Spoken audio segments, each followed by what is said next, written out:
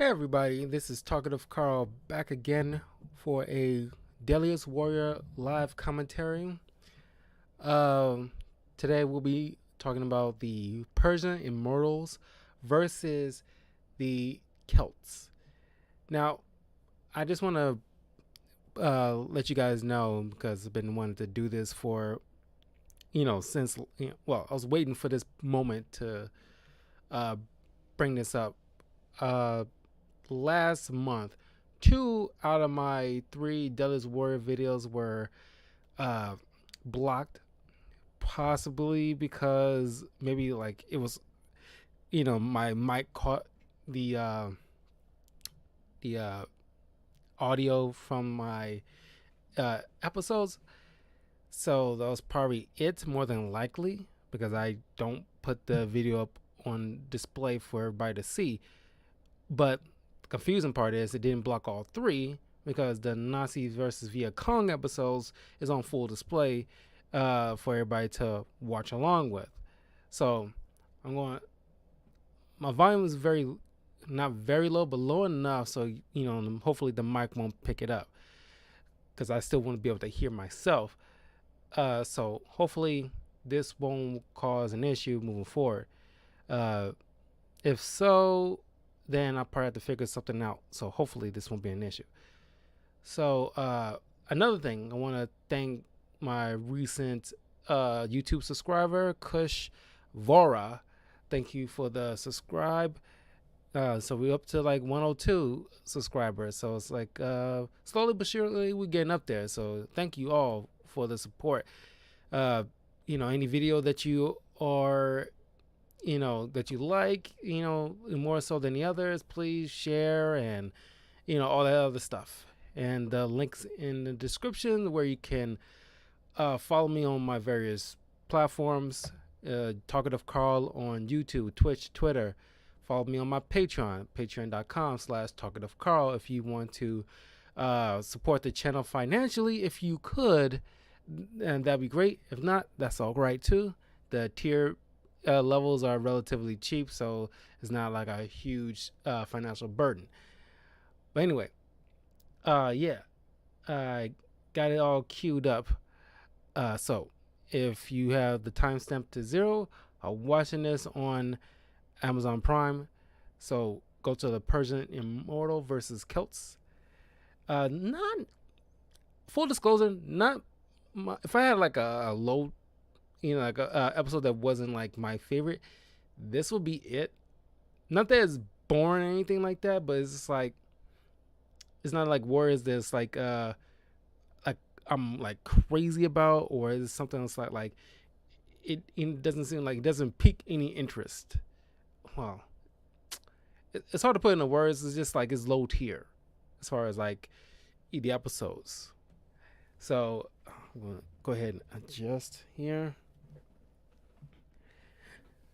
It's Labor Day as I am recording this, so happy Labor Day to everybody.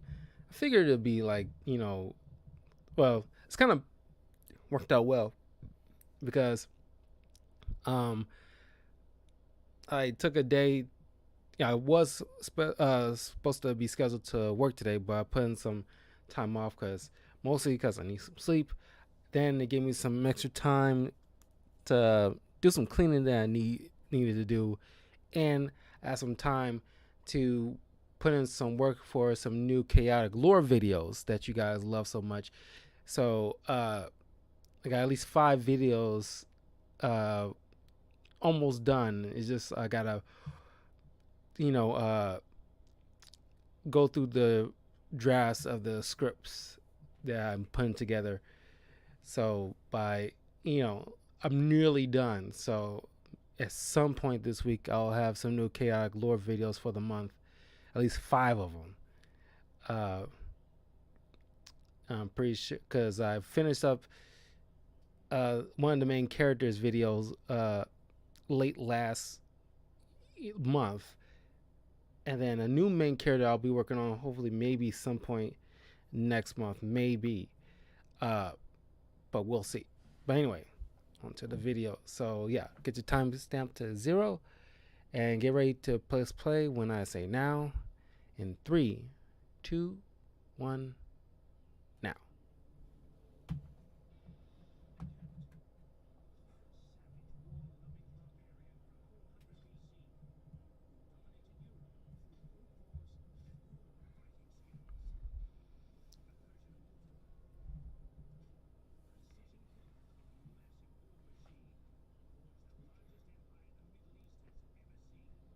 They had to eventually, because season one they had the Spartans, and it's like one of the I gotta say because of what's his name uh from Zack Snyder, who popularized the Spartan warriors since the movie 300.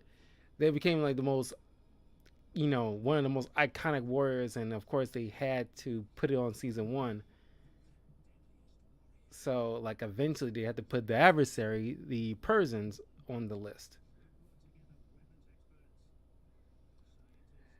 And I gotta say, it was out of the box thinking to put them up against Celtic warriors,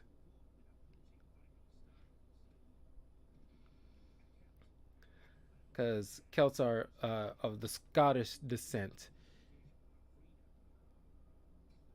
It was long before William Wallace. Yeah, because William Wallace was the only other Scottish warrior from the show.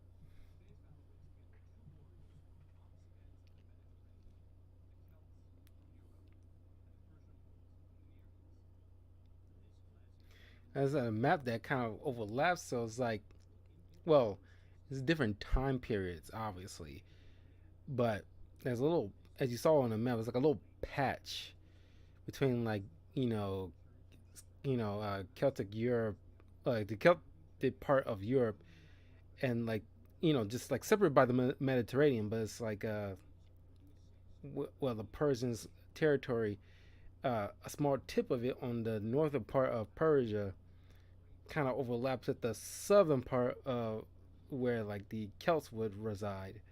So there's like a small overlap. So it's possible they would have met, but then again, possibly not because different time periods.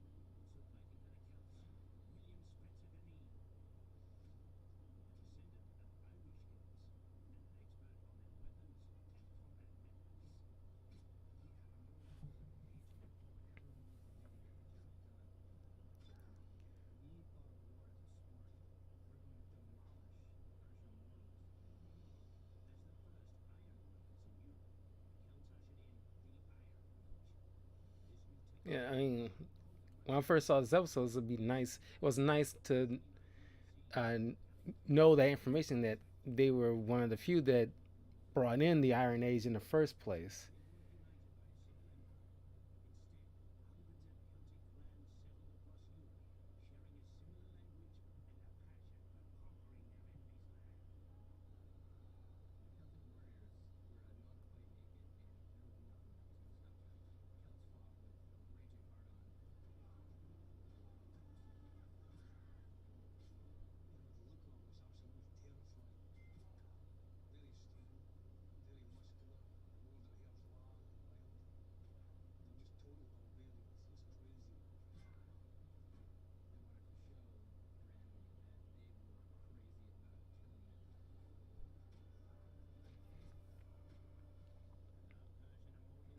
Yeah, I mean, it's looking at the Celts. I mean, it's like uh, just not very like.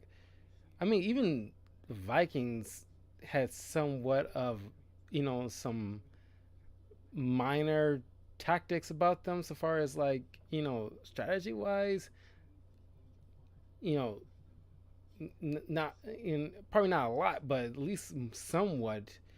The Celts look like, from what I'm gleaming here, looks more like just all out attack, no kind of strategy whatsoever. Not very organized. That's the not saying they wasn't organized, but they're not as organized as most other warriors through history. It's kind of like um, I mean, it's kind of like fighting like cavemen almost.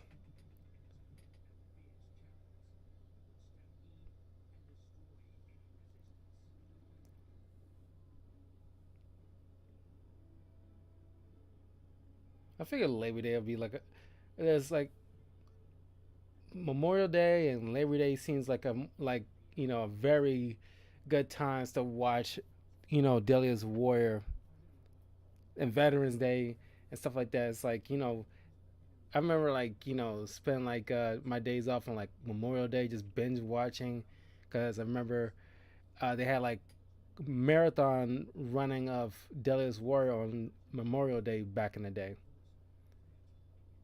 So I figured like, oh yeah, that just like gets me in the mood to watch the show.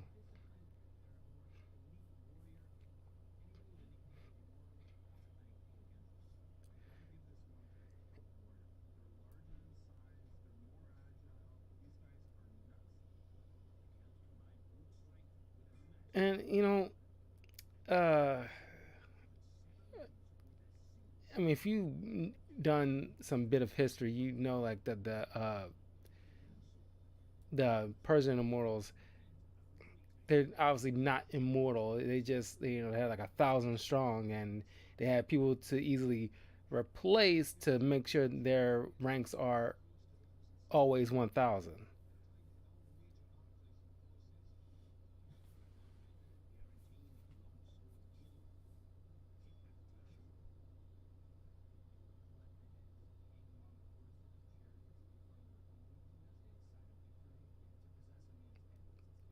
Fake heads.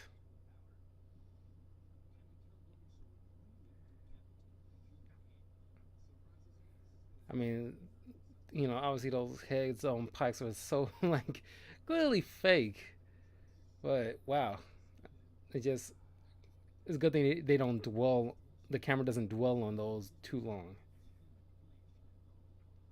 And dude got like thick ass freaking arms.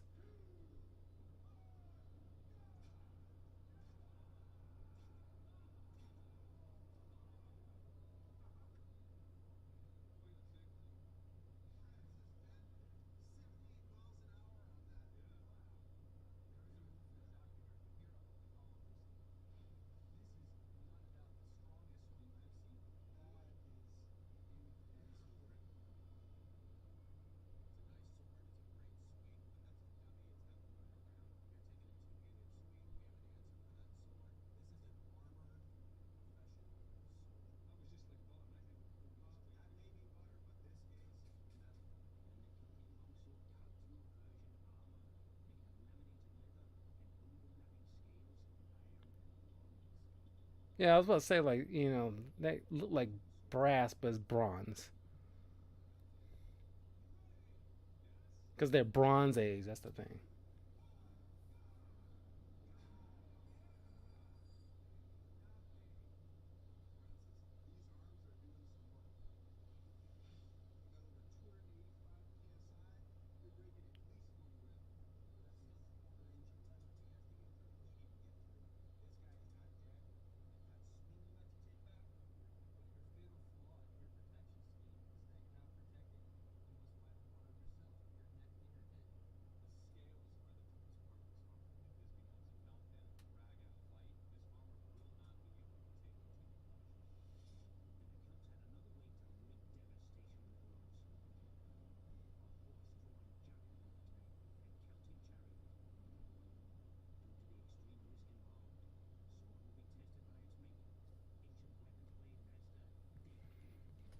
Yeah, Dave Baker, the weapons maker.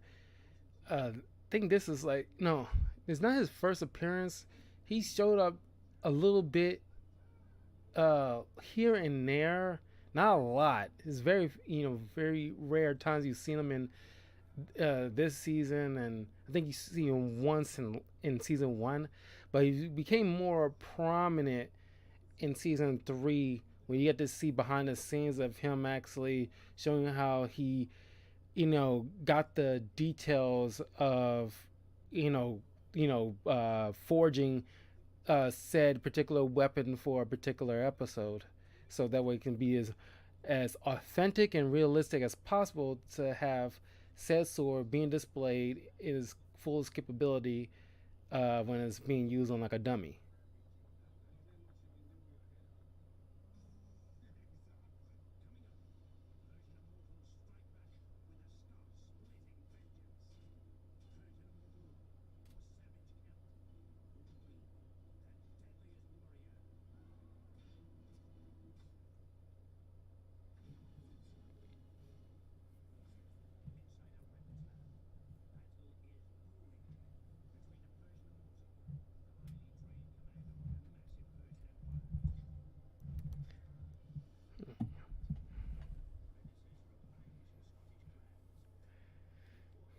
Well, Irish and Scottish. I keep saying just Scottish, but just their accents is like clearly Scottish.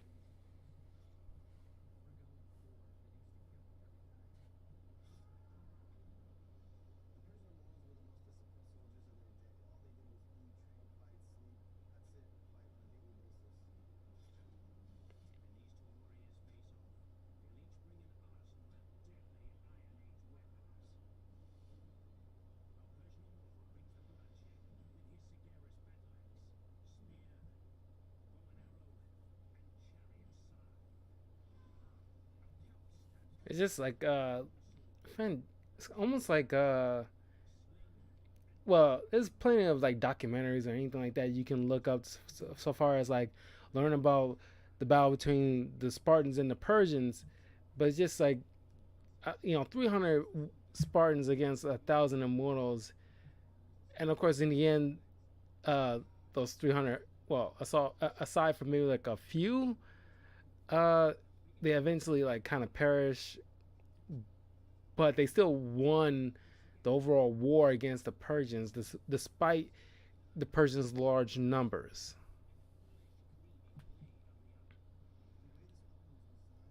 And like the Battle of the Thermopylae Pass is like the one of the most iconic battles between those two particular warriors.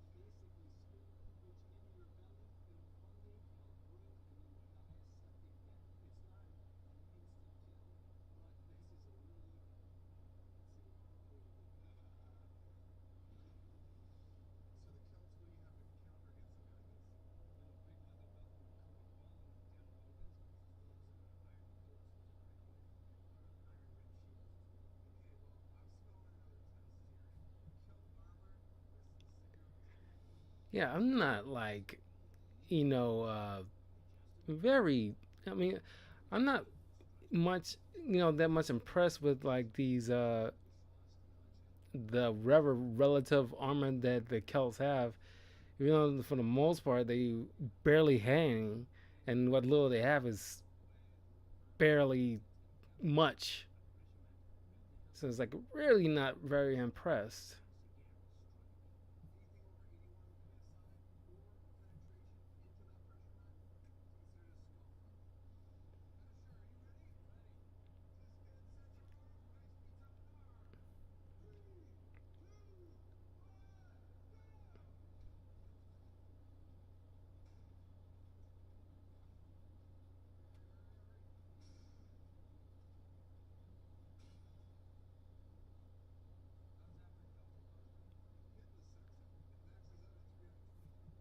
I mean, might as well not have it. At least like the Apache, even though they didn't have any armor, they were still more impressive than the Celts, to be honest.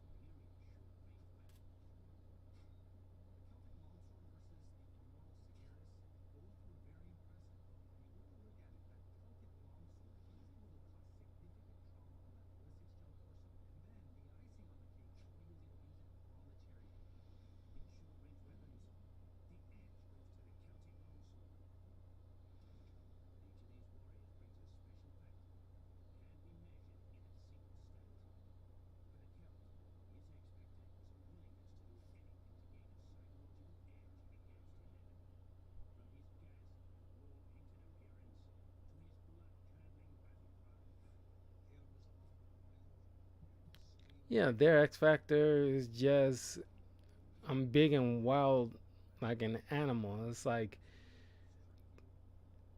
I mean, on a head-on assault, there might be something, but it's like when you're dealing with like an organized any organized army of most in most history records, they can easily like outthink a single-minded opponent like that.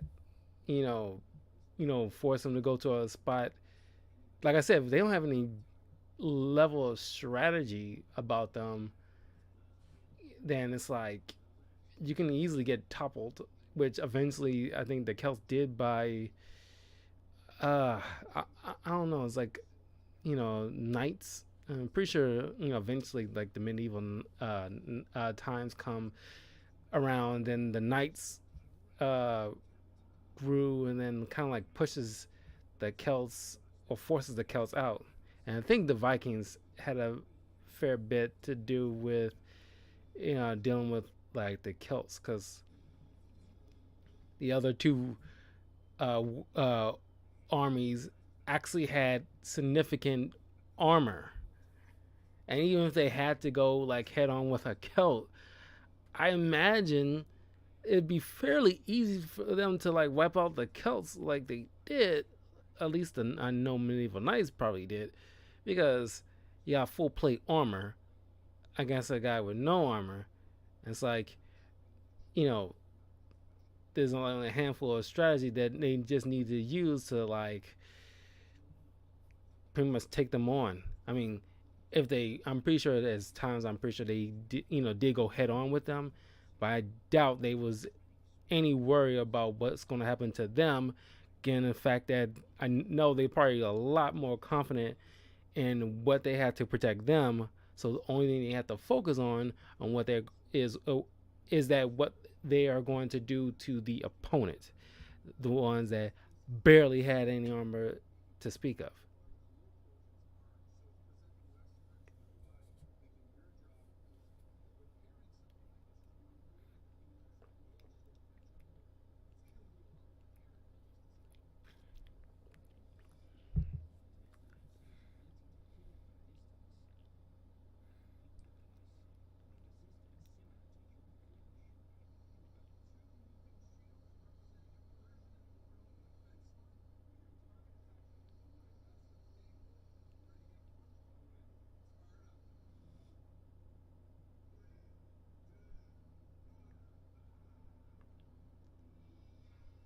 Oh,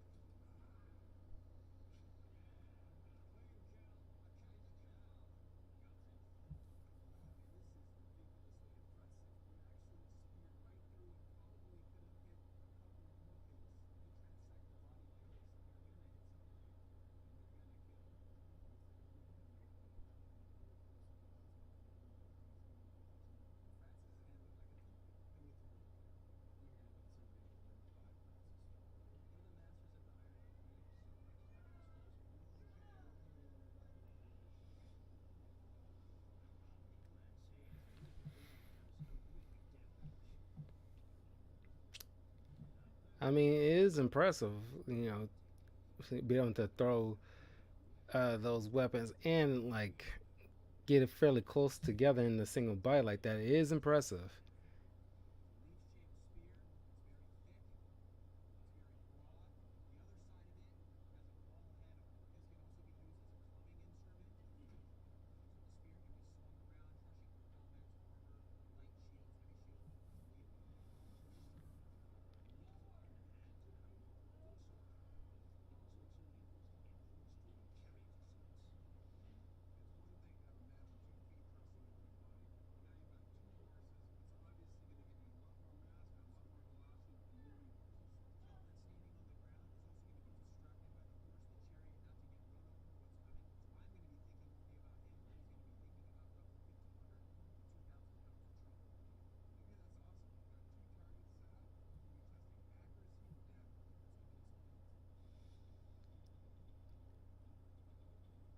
You know, I remember first watching this, and it's like, you know, honestly could have gone either way, but it's just like, I don't know. It's just like, it's just like, I wasn't 100% confident with either one of them.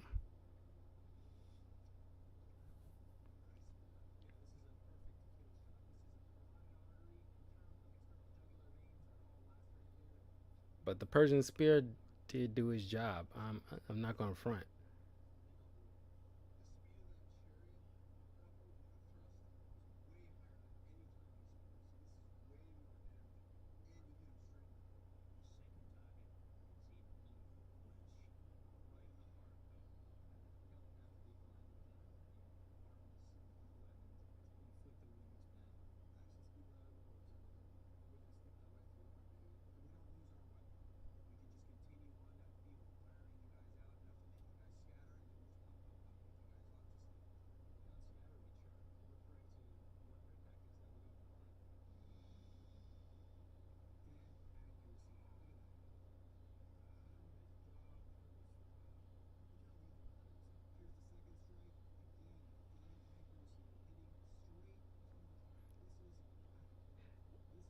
And then I am impressed with the weapon because you know, he just like stick pull out very easily because it's like just like a straight leaf point.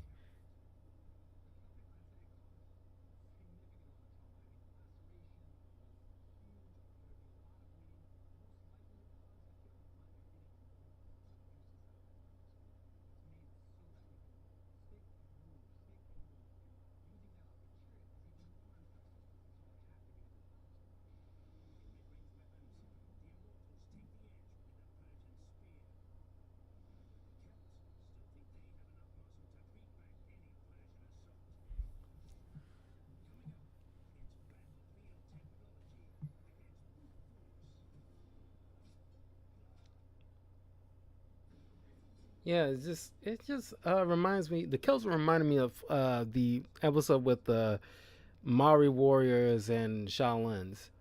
The Maori warriors like were big themselves, and so has like the Viking experts mentioned in season one. It's like bigger doesn't always mean like you're gonna win necessarily.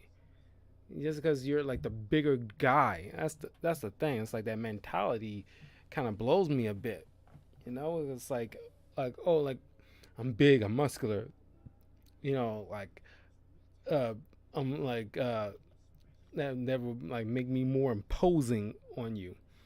And there's psychological tactics behind that. Because if you make a person flinch or blink or think for a split second, it gives you opening to cause damage, you know, on them. But even still, and you know, it doesn't like bode well in the long run.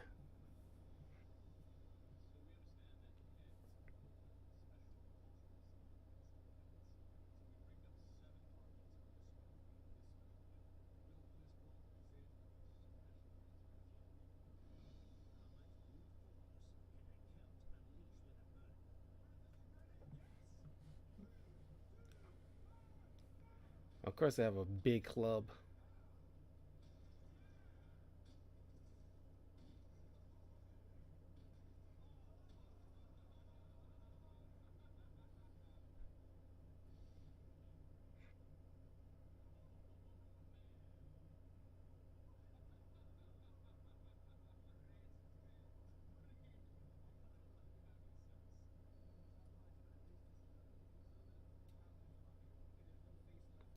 I did like this part though. Just seemed to smash all those heads with that club.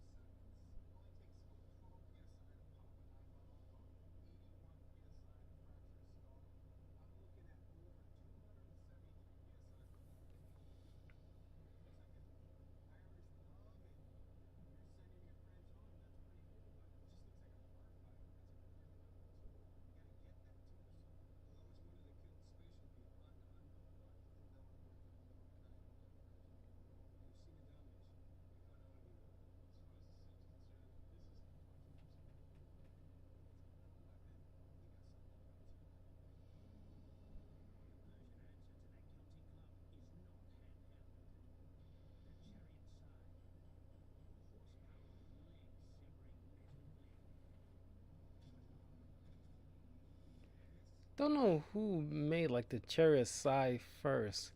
'Cause I don't think it's the Persians. And part of me want to say it was the Romans. Because I know they had some. Because I seen like images and uh, video, of them like using like chariots with size in like those Roman Colosseums.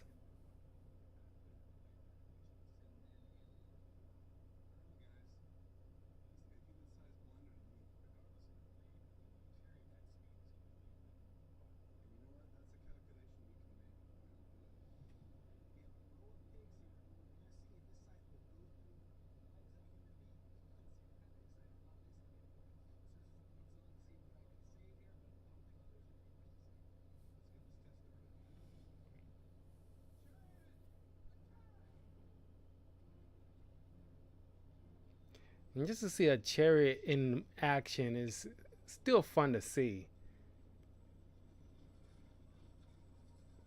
Because like a lot of these weapons, they haven't been in use for hundreds of thousands of years, and just to see them in action and see what kind of damage they do to the human body that they used to do is just exciting.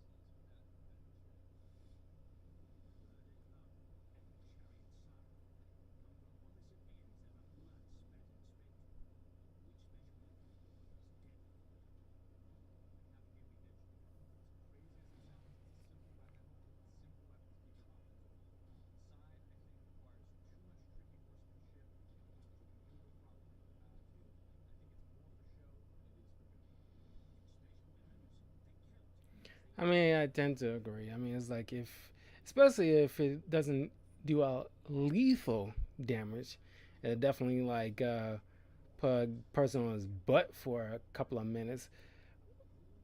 Uh, but yeah, yeah, and sorry, simple weapons does tend to be obviously more effective than a weapon that you get, like 1,000 or 100 different weapons that you got to worry about or think about while you're in the middle of a fight.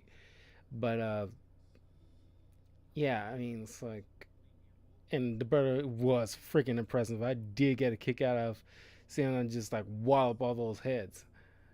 But yeah, and too much tricky horsemanship just to make that scythe work. Now, this is the big deal. This is something like a lot of people are, a lot of words. Well, I'm gonna say a lot of words. A lot of people who knew about like who know enough about Persians or even Native Americans or the Mongols is that they all are famous in their bow and arrow ship or bowmanship, I should say. But I gotta say, I think like it's hard to say. It's like the Mongols. Matter of fact, even especially playing the Deadliest Warrior game, the Mongols and like the Native American Apaches like are so good at the bow and arrow, and especially in the game and seeing them in action here. And even when I went out to like the uh, out in Chicago, the archery range, which is fun as hell, and I really want to go back. Uh, Utilizing the bow and arrow it's like I don't know. It's just like I gotta say it's probably more my speed than using a gun. Honestly, to be honest, it's like and hearing that bow pierce the air with that flip sound. It's just I love hearing that sound, and it's like I just really love utilizing the bow and arrow. I really want to go back.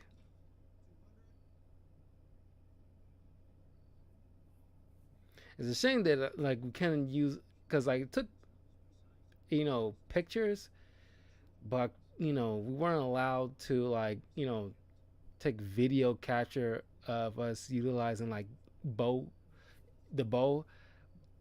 But I wasn't gonna trip about it. It's their policy. I was lucky enough to be allowed to take a picture.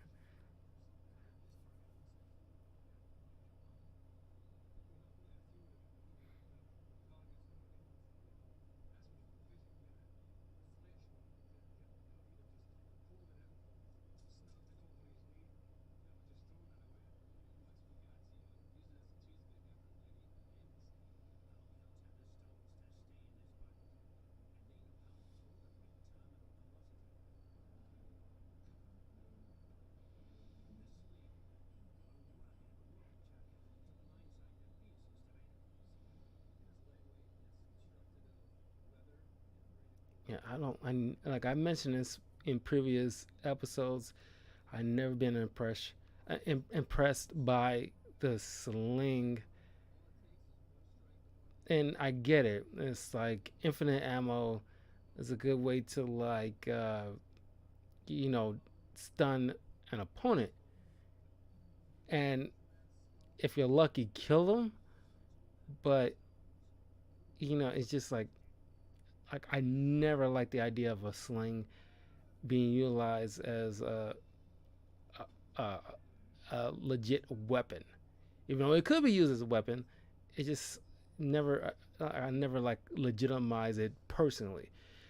And if you've seen like the uh Deadliest Warrior aftermath episode when they about this particular episode, the person's expert did back up after a commenter mentions like you shouldn't bring any slings because it's never uh do well in these episodes, and like one of the person's expert has to defend that you know response saying like you know you know like you know slings are known for well it's just that it doesn't mean they're useless as combat tools, because if something happens to your weapon where you lose it or it breaks or uh, you're disarmed but you have something like a sling as like something to use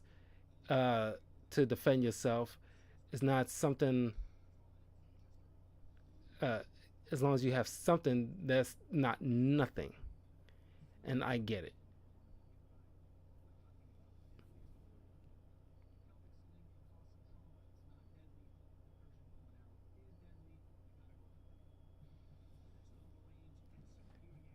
And also you really have I think it's I mean the bow and arrow allows you to like allow some wiggle room to make sure you hit your mark, maybe not perfectly but something. With a sling you probably actually have to be able to learn how to whip that thing around and gain momentum and not hit yourself with it and just and fling it and be accurate enough to hit a body with a very small object. With a bow and arrow, even if you're not trained, uh, you might, well, you have to still be trained, obviously, but it's just, I don't know. It's just, in my mind's eye, the bow and arrow allows a bit more wiggle room as far as like getting arrow on target rather than a sling that's like, kind of unwieldy.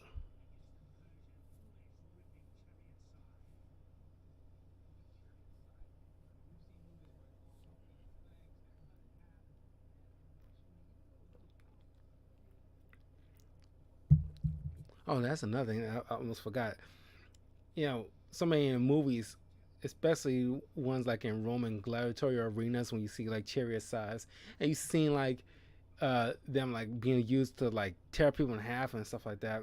And as it's proved, that's not a realistic take. I mean, you will probably get knocked in your butt, but it won't tear through you. And it's too much fancy work on the, you know, chariot rider's part in order to maneuver in a way to just to get you while you're running. I mean, it'd probably be a little bit more easier just to run you down outright with those horses rather than try to get you with the sharp scythe.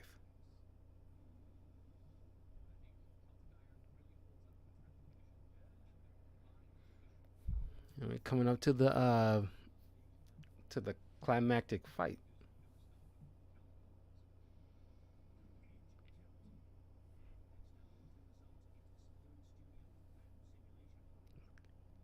I got out the shower like a little while ago. My hair is a little bit wet.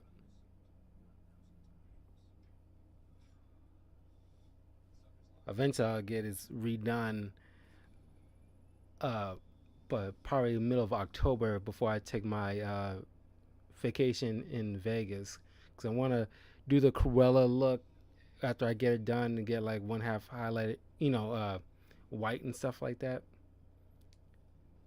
I'll definitely show it off on my Twitter if I don't get a video out before my trip to show it off.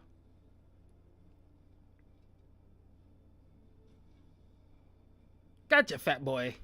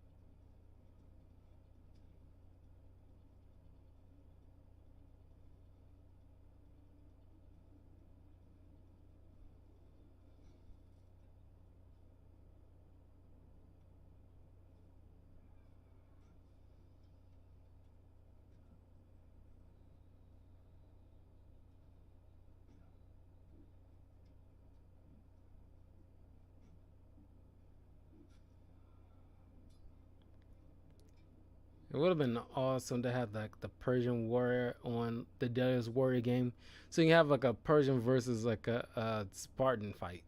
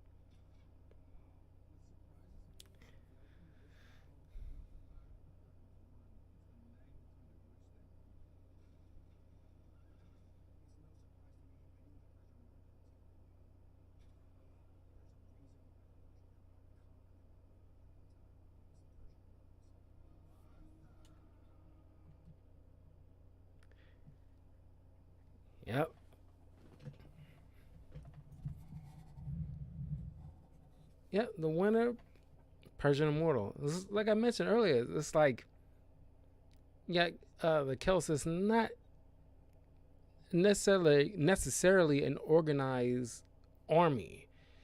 I mean, they're an army of warriors, but it's like not a traditional army. Yeah, it's like, I don't know. It's like actually having like a knight who's well trained in hand to hand, well, hand to hand, but it's like in training, thorough combat, and has some years under his belt fighting all sorts of combatants, similarly to like a Spartan, uh, Persian Immortal. Hell, even the Apache warrior had organization in their ranks, fighting a lot of opponents who wielded guns, primitive guns, but still guns nonetheless. And you dealing with like a Celt. That's what I'm saying. They're like very low tier type of warriors, and it's like not to put it, any shade on any people out there who are of Celtic and Irish ancestry and Scottish ancestry, who like come from, who probably has like lineage to this group of warriors, but like in from watching this and from what I've learned, I'm pretty sure they have like a rich culture, but when you putting them against an organized army with thousands of battle hardened experience, who conquered large territory for a very long time, and the Celts you know are even lower tier than even the Vikings, who probably didn't conquer all that much. uh it, it's like, it's kind of obvious.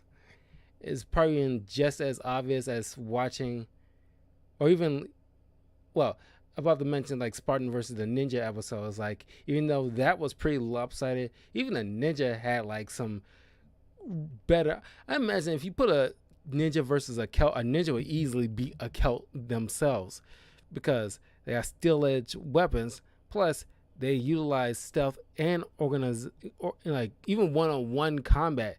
They know how to use stealth to a great deal of capability, and they can think beyond just outright attack and be an opposing big figure. You know, that's just my take on the subject. But next episode will be shoot, what is next?